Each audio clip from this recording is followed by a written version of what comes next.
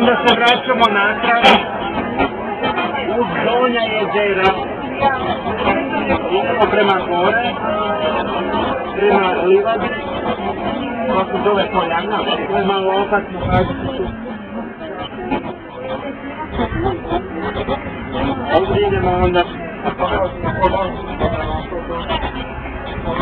Znači idemo Ružerovac, ovako, jezero Ružerovac, idemo desno do Visokog Slapa.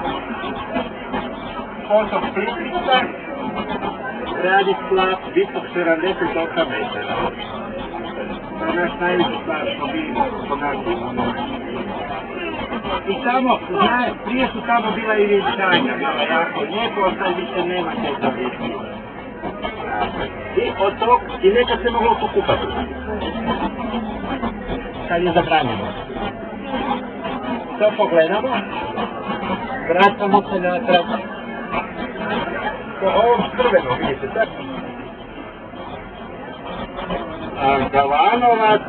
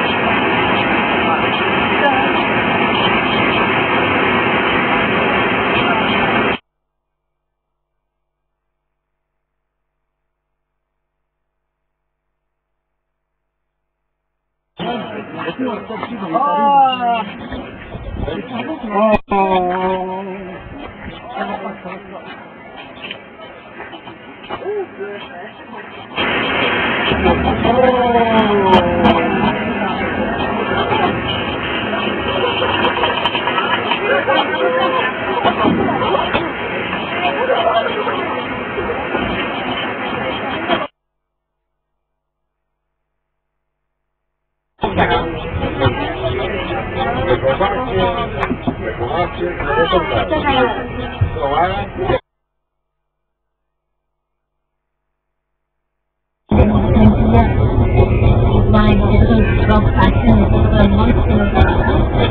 the